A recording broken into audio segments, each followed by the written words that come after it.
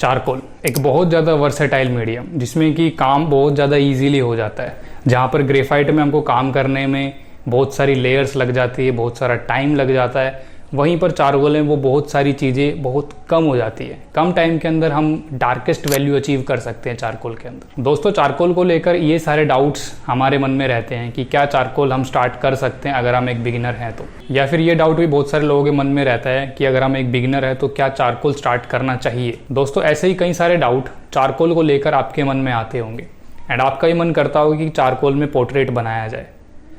Graphite में कई सारा टाइम लग जाता है, बहुत सारे एफर्ट लग जाते हैं। आपने सुना होगा चारकोल बहुत ज़्यादा इजीली हो जाता है, कम लेयर के अंदर हम काम कर सकते हैं। यस, ये चीज़ है, पर इसके साथ साथ इसकी कई सारी डिसएडवांटेजेस भी हैं। जैसे कि चारकोल पेपर को बहुत ज़्यादा गंदा कर देता है। एक बार अगर चारकोल ढंग से चला दिया तो इरेज करना बहुत मुश्किल है। अगर आपको अच्छे से यूज़ करना नहीं आता चारकोल तो आपकी ड्राइंग बहुत ज़्यादा ख़राब भी हो सकती है एंड इरेज करने का कोई चांस नहीं है। वहीं पर ग्रेफाइट में आप इरेज कर सकते हो, चीज़ों को ठीक कर सकते हो, लाइटेस्ट वैल्यू अचीव कर सकते हो। चारकोल में ये चीज़ करना थोड़ा इम्पॉसिबल सा हो जाता है क्योंकि चारकोल ऑलरेडी एक डार्क मीडियम है। अगर आपने प्रेशर का अच्छे से यूज़ नहीं किया तो आपकी ड्राइंग खराब हो सकती है। दोस्तों, अगर आप भी इन सभी क्वेश्चन को लेकर डाउटफुल रहते हो एंड चारकोल में एक अच्छा सुंदर पोर्ट्रेट बनाना चाहते हो तो ये वीडियो आपके लिए है। इस वीडियो के अंदर मैं बिल्कुल बिगिनिंग से स्टार्ट करूँगा। अगर आप एक टोटल बिगिनर हो, चारकोल के बारे में बिल्कुल भी कुछ भी नहीं पता अगर आपको, तो इस वीडियो को ध्यान से देखना। हर एक चीज़ मैं इसके अंदर कवर अप करने वाला हूँ। स्टार्ट करेंगे हम मटेरियल से लेके एक एक चीज़ मैं आपको समझाऊंगा चारकोल के बारे में एंड फिनिश करेंगे हम एक कंप्लीट पोर्ट्रेट पर जो कि क्लासिकल तरीके से मैं आपको समझाने वाला हूँ। दोस्तों, इस वीडियो के अंदर मैं आपको कंप्लीट गाइड करूँगा चारकोल के बारे में, क्या क्या पॉजिटिव है, क्या क्या नेगेटिव है, किन किन लोगों को कैसे कैसे यूज़ करनी चाहिए। जितने भी आपके क्वेश्चन चारकोल से रिलेटेड है वो सब इसके अंदर क्लियर करने वाला हूँ। बस कंडीशन ये है कि इस वीडियो को पूरा एंड तक देखना पड़ेगा, आपको मेरी बातों को ध्यान से सुनना पड़ेगा एंड इम्प्लीमेंट करना पड़ेगा, तब आप चारकोल को बहुत अच्छे से अप्लाई कर पाओगे। इसके अलावा अगर आप पहली बार मेरी वीडियोस देख रहे हो, इस चैनल पर नए आए हो, तो मैं बता देता हूँ दोस्तों, मेरा नाम है साहिल सिंघमार एंड आप देख रहे हो साहिल सिंघमार आर्ट। इस चैनल पर मैं बहुत सारी नॉलेजेबल वीडियोज़ लेकर आता रहता हूँ। आर्ट के कॉन्सेप्ट, आर्ट के फंडामेंटल्स पर बातें करता हूँ। आर्ट के बहुत सारे कॉन्सेप्ट मैंने पुरानी प्रीवियस वीडियो के अंदर समझा रखे हैं, तो मेक श्योर कि आप पुरानी वीडियोस भी चेकआउट करो ताकि ऐसे ही और इन्फॉर्मेशन आपको मिल सके। आर्ट के टॉपिक से रिलेटेड मैंने काफ़ी सारी प्लेलिस्ट भी बना रखी है, अगर आप उनको चेकआउट करते हो आपको डायरेक्टली काफ़ी सारी नॉलेज मिल जाएगी। तो मेक श्योर आप पुरानी वीडियोस भी चेकआउट करो, इस वीडियो को पूरा एंड तक देखना। जो लोग मेरी वीडियोस पहले से देखते आए हैं उन लोगों को एक छोटी सी रिक्वेस्ट करना चाहूँगा, इस वीडियो को अपने आर्टिस्ट फ्रेंड के साथ ज़रूर शेयर कर देना ताकि उनको भी ऐसी इन्फॉर्मेशन मिलती रहे। एंड अब हम इस वीडियो के अंदर आगे बढ़ते हैं, समझते हैं चारकोल के वो प्रिंसिपल्स, कॉन्सेप्ट कैसे हम अप्लाई करते हैं एंड एक पोर्ट्रेट को कम्प्लीटली अंडरस्टैंड करते हैं। ड्राइंग से लेके, वैल्यूज से लेके चारकोल तक सारी चीज़ें इस वीडियो के अंदर कवर अप करने वाला हूँ मैं।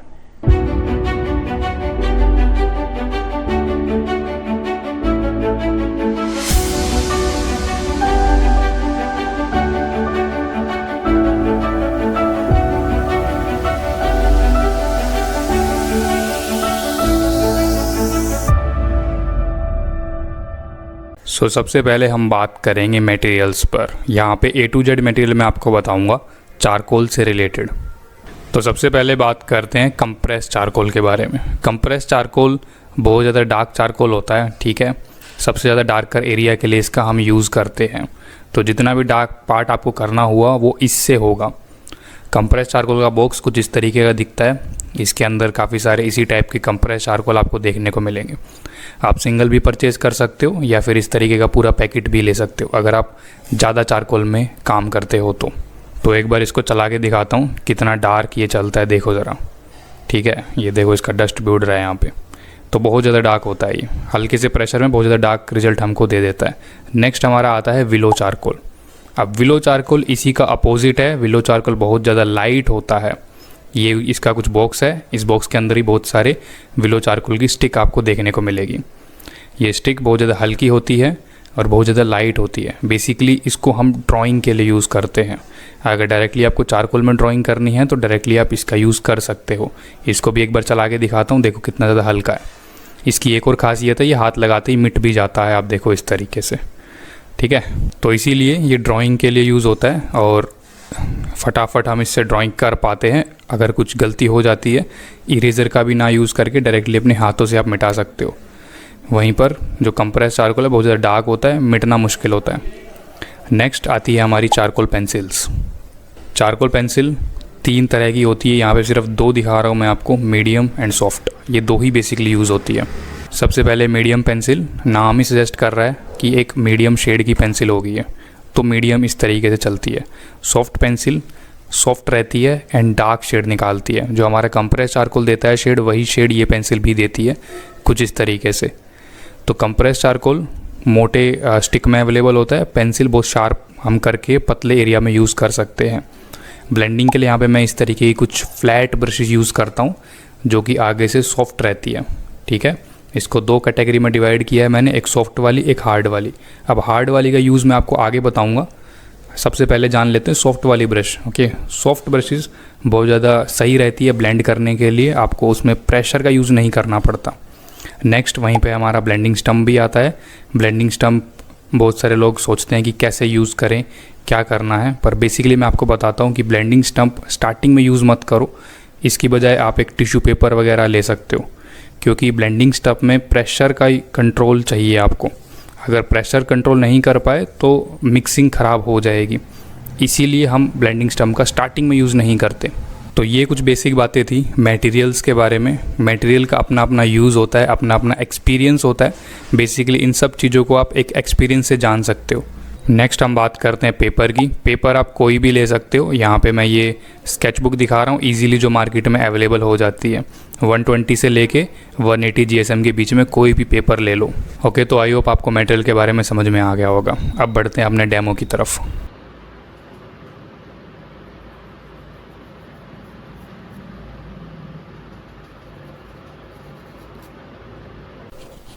तो स्टार्ट कर रहे हैं ड्राइंग वाले पार्ट से।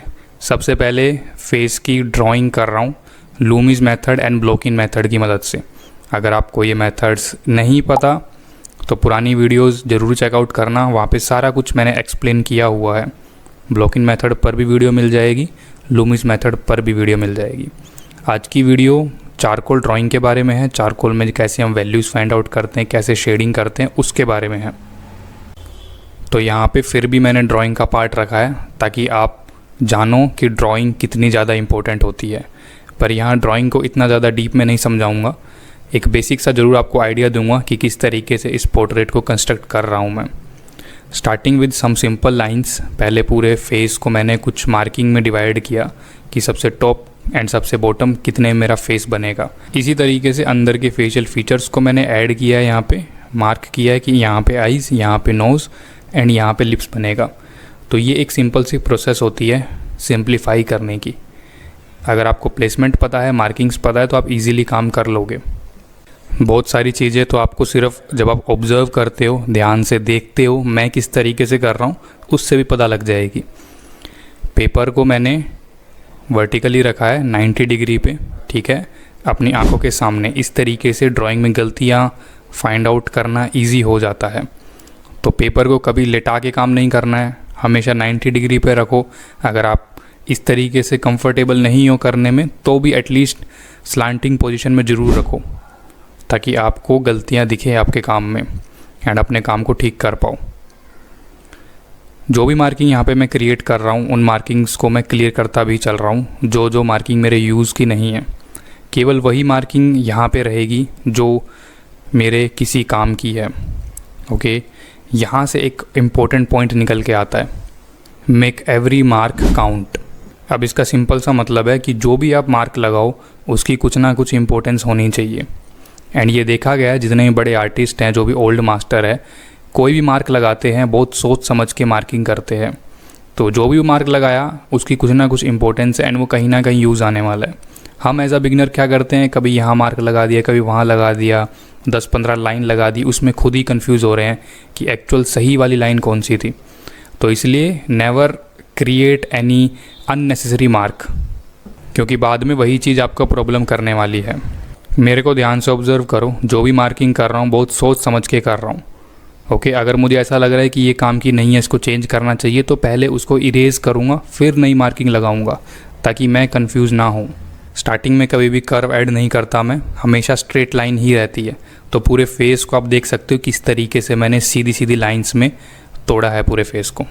जैसा कि मैंने बताया, विलो चारकोल हल्का चारकोल है, इजीली इरेज हो जाता है। तो बेसिकली या तो हम इसका ड्राइंग के लिए यूज़ कर सकते हैं या बेस लेयर के लिए हम इसका यूज़ करते हैं। अब ज़रा इस पोर्ट्रेट की वैल्यूज़ पे एक बार नज़र मारते हैं, ठीक है। तो इसको मैंने बेसिकली 3 वैल्यू में डिवाइड कर दिया है। सबसे डार्क वाला पार्ट, उससे लाइट और हाईलाइट्स, ये 3 एरिया हमको निकालने हैं यहाँ पर। तो कुछ इस तरीके से आप देख सकते हो। मैं सभी एरिया को एज अ शेप देखता हूँ। तो जो ब्लू वाला आपको एरिया दिख रहा है वो सबसे डार्क एरिया है। अपनी आँखों को अगर आप स्क्विंट करते हो तो सिर्फ एक शेप नज़र में आएगी आपको, एंड यही शेप हमको अपने आर्टवर्क के अंदर दिखानी होती है। सेकंड नंबर पे जो रेड वाला आपको एरिया दिख रहा है वो सेकंड नंबर की वैल्यू है, उससे थोड़ा सा हल्का, तो वो भी एक एज अ शेप ही लेना है हमको। थर्ड नंबर पे जो ग्रीन वाला एरिया दिख रहा है वो सबसे लाइट एरिया है। एक बार आप अपने सब्जेक्ट को, कोई भी सब्जेक्ट हो, एक बार आप इस तरीके से देखना स्टार्ट कर देते हो, भले ही आपके सामने कोई भी सब्जेक्ट हो, कोई भी सब्जेक्ट मैटर, फ़र्क नहीं पड़ता को क्या है, स्टिल लाइफ है या पोर्ट्रेट है, आपको इस तरीके से वैल्यू देखनी आनी चाहिए। अगर आप इस तरीके से शेप को डिवाइड कर लेते हो तो बहुत सारा काम इजीली हो जाएगा। एंड हम अपने पोर्ट्रेट के अंदर भी इसी तरीके से वैल्यू को डिवाइड करेंगे। तो पहली लेयर के लिए मैं विलो चारकोल का यहाँ पे यूज़ कर रहा हूँ। जैसा कि मैंने बताया था, लाइट होता है ये और हल्का एक बेस टोन देने के लिए परफेक्ट चीज़ है। तो एक बार फटाफट से इसको कंप्लीट करते हैं, फिर हम नेक्स्ट लेयर की तरफ बढ़ेंगे।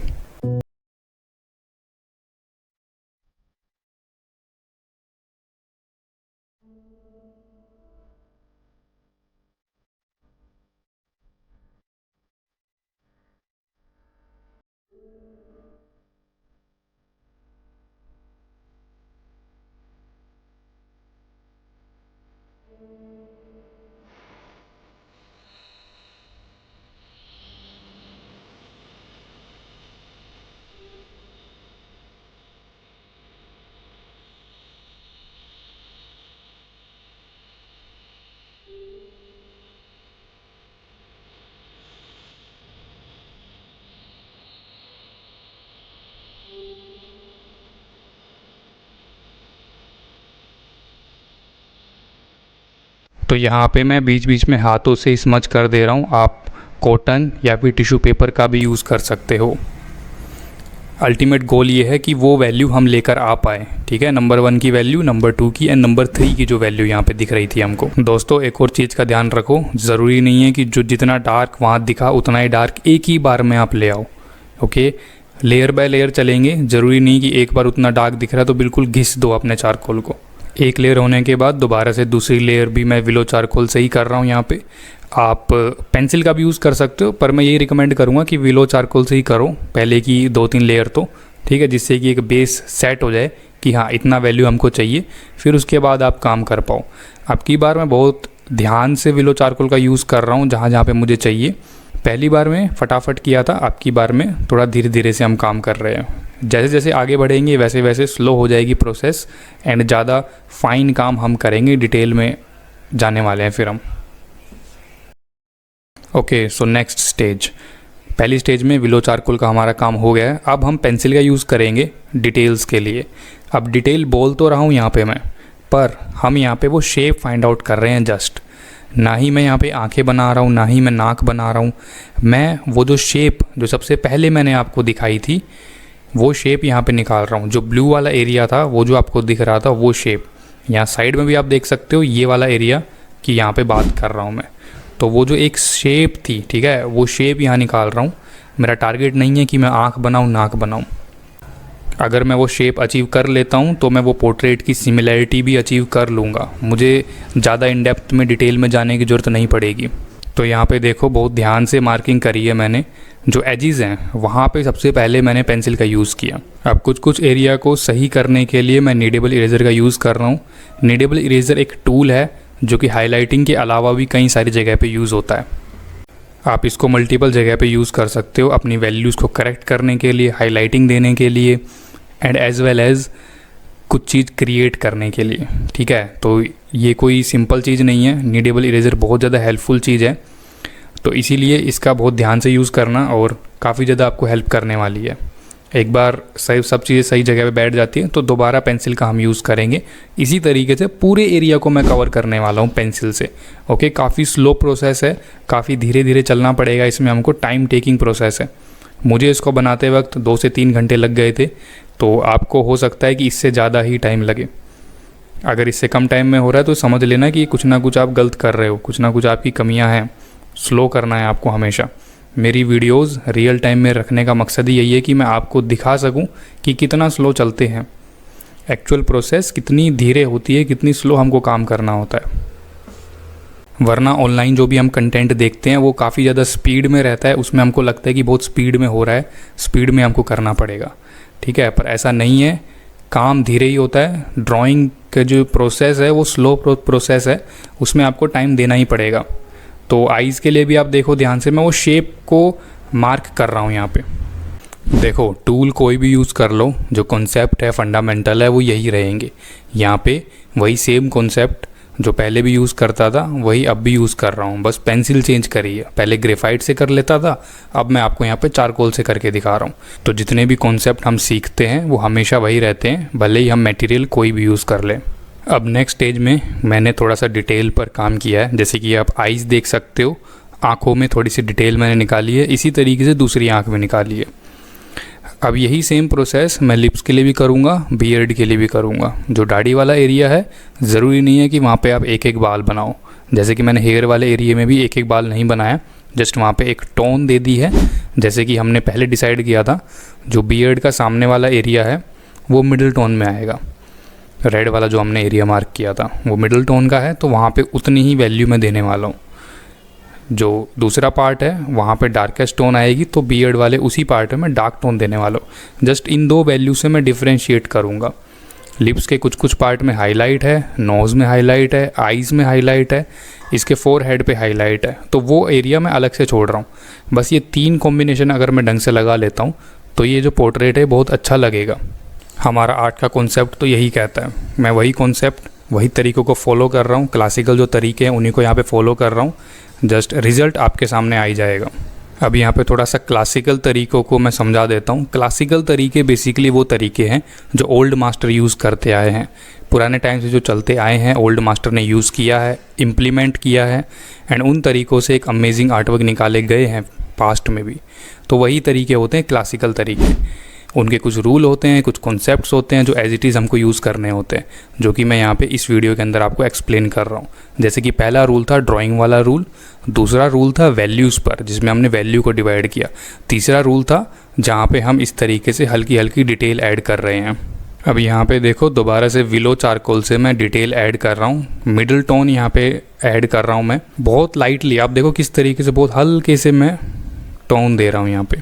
तो एक ही विलो चारकोल कई जगह पे यूज़ हो जाता है। अगर हमको डार्क करना है तो प्रेशर का यूज़ करूँगा यहाँ पे। मुझे मिडिल टोन देनी है तो हल्का प्रेशर करूँगा। बिल्कुल लाइट के लिए मैं डायरेक्ट इसको स्मज कर सकता हूँ।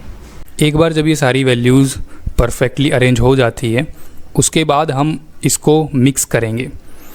मिक्स मतलब ब्लेंडिंग, कुछ भी आप बोल सकते हो। ब्लेंडिंग के लिए यहाँ पे मैं सॉफ्ट ब्रश का यूज़ कर रहा हूँ, जो पहले मैंने आपको दिखाई थी। सॉफ्ट ब्रश से ये सारी की सारी वैल्यूज़ बहुत अच्छे से स्मूथली मिक्स हो जाएगी। अब सॉफ्ट ब्रश को भी मैं बहुत ध्यान से, बहुत आराम से यूज़ कर रहा हूँ, ऐसे नहीं कि रगड़ दिया, बहुत स्पीड में नहीं कर रहा हूँ मैं। आप यहाँ पे ध्यान से ऑब्जर्व करो, कहीं कहीं जगह पे अपने हाथों का भी यूज़ कर रहा हूँ, जहाँ पे मुझे फील हो रहा है कि यहाँ पे मुझे ज़्यादा स्मूथ एरिया नहीं चाहिए, तो जहाँ पे मुझे रफ़ रखना है वहाँ पे मैं हाथों का यूज़ कर रहा हूँ। जहाँ पे एकदम से स्मूथ मुझे करनी है वैल्यूज़, वहाँ मैं ब्रश का यूज़ कर रहा हूँ जो ऑलरेडी सॉफ्ट है। अब सॉफ्ट ब्रश बहुत ज़्यादा स्मूथ वैल्यूज़ निकालने में हेल्प करती है। अब ये जो प्रोसेस है मैंने स्टेप बाय स्टेप अरेंज करी है, ताकि कोई बिगिनिंग लेवल का भी आर्टिस्ट इसको बहुत अच्छे से समझ पाए। अगर आप एक इंटरमीडिएट लेवल के आर्टिस्ट हो या अच्छे से काम कर पाते हो तो आपको ये डेफिनेटली हेल्प करने वाली है। बस प्रोसेस को नहीं भूलना है, जो प्रोसेस यहाँ पे दिखा रहा हूँ, समझा रहा हूँ, अगर उस तरीके से आप काम करोगे एंड पेशेंस रखोगे, मेनली है पेशेंस, लास्ट में है प्रैक्टिस। इन सब चीज़ों से एक अच्छा आर्टवर्क आप क्रिएट कर पाओगे। एक बार में नहीं बनेगा, आपको कई बार प्रैक्टिस करना पड़ेगा, तब जाके वैल्यूज़, तब जाके ड्राइंग का कॉन्सेप्ट, ये सारी चीज़ें तब जाके समझ में आएंगी आपको। पर लेकिन अगर आज से स्टार्ट करते हो, जो ये तरीका मैं आपको समझा रहा हूँ, इस तरीके को फॉलो करते हो, तो डेफिनेटली आपको रिजल्ट देखने को मिलेगा। अब जो हमारे हाईलाइटेड एरियाज़ है उनको भी हम हाईलाइटिंग देंगे, ठीक है, एकदम सिंपल नहीं छोड़ेंगे। तो जो भी हाईलाइटेड एरियाज़ है उनके लिए मैं यहाँ पे नॉर्मल जो हमारी इरेज़र होती है उसका मैं यूज़ कर रहा हूँ। नॉर्मल इरेज़र से भी काफ़ी अच्छे रिज़ल्ट निकाले जा सकते हैं। तो यहाँ ध्यान से देखो किस तरीके से पॉइंटेड करके मैं इसका यूज़ कर रहा हूँ। जो भी मुझे एक्सट्रीम वाइट दिख रहा है उन एरिया पे मैं इसको चला रहा हूँ। अब यहाँ पे करने को आप टोम्बो मोनो इरेज़र का भी यूज़ कर सकते हो या कोई भी अदर टूल का यूज़ कर सकते हो, लेकिन ये दिखाने का पर्पज़ ये है कि मैं आपको समझाना चाहता हूँ कि टूल इतना मैटर नहीं करेगा। आप कोई भी लो, कोई भी टूल आप यूज़ करो, ठीक है, बस आपका रिज़ल्ट निकलना चाहिए। जो चीज़ आपको चाहिए, जो उनसी वैल्यू आपको जहाँ पे चाहिए वो अगर आप दे पा रहे हो तो आपका काम बहुत अच्छा बनेगा, भले ही आप कोई भी टूल यहाँ पे यूज़ कर रहे हो। तो यहाँ पे एक मैंने सिंपल सी इरेज़र का यूज़ किया एंड इससे भी आप देखो किस तरीके से मैं हाईलाइटिंग निकाल रहा हूँ। ओके, तो द फाइनल स्टेज। अब यहाँ पे मैंने हर एक वैल्यू को बहुत अच्छे से बैलेंस कर दिया है। इस फाइनल स्टेज के अंदर मैं फाइनली विलो चारकोल का यूज़ कर रहा हूँ कुछ एरियाज़ में, एंड कुछ एरियाज़ में ही मैं हाईलाइट दूंगा। और ये स्टेज है फिनिशिंग की स्टेज। यहाँ पे मुझे अपनी वैल्यूज़ को फिनिश करना है। अब ये आर्टिस्ट टू आर्टिस्ट डिपेंड करता है। कुछ लोग इससे भी ज़्यादा हाई लेवल की डिटेल में चले जाते हैं और कुछ लोग बहुत सिंपल भी रखते हैं, बिना किसी डिटेल के काम करते हैं। तो ये आर्टिस्ट टू आर्टिस्ट डिपेंड करता है कि आपको कितनी डिटेल में सेटिस्फेक्शन मिल रहा है। जब आपको ठीक लगे तब आप रुक सकते हो। मुझे अभी ये आर्टवर्क ठीक लग रहा है, मुझे इतनी ही डिटेल चाहिए थी, मुझे केवल वैल्यूज़ को बैलेंस करना था एंड एक 3D फील निकाल देनी थी, वो मैं कर पाया। ओके, एंड मैं आपको समझा पाया। तो मेरे हिसाब से आर्टवर्क यहीं तक मुझे ठीक लग रहा है ना। एंड अब मैं यहाँ पे इरेज़र का यूज़ कर रहा हूँ कुछ हाईलाइटेड पॉइंट्स जो हमको दिख रहे थे उनको और रिफ़ाइन करने के लिए, ठीक है। ये हमारा फाइनल वर्क है। उम्मीद करता हूँ आपको ये वीडियो पसंद आई होगी। अगर वीडियो पसंद आई है तो चैनल को सब्सक्राइब ज़रूर कर लेना एंड अपने आर्टिस्ट दोस्तों के साथ शेयर करना ताकि उनको भी नॉलेज मिल सके। दोस्तों, अगर आपको इस वीडियो से थोड़ी सी भी नॉलेज मिली है तो कमेंट करके ज़रूर बताना ताकि मुझे पता लगे कि कहाँ पे कौन सा पार्ट आपको पसंद आया, या फिर आपको कुछ कमियां लगी हैं वीडियो के अंदर तो भी मुझे कमेंट करके ज़रूर बताना। मैं न्यू वीडियो के अंदर कोशिश करूँगा वो सारी चीज़ों को मैं ठीक कर पाऊँ एंड आपको मैं और अच्छा कंटेंट प्रोवाइड कर पाऊँ। Thank you so much for watching guys. अब मैं आपसे मिलता हूँ बहुत जल्द पुरानी वीडियो में, क्योंकि ये दोनों वीडियो आपको बहुत ज़्यादा पसंद आने वाली है। इनको ज़रूर चेकआउट करना।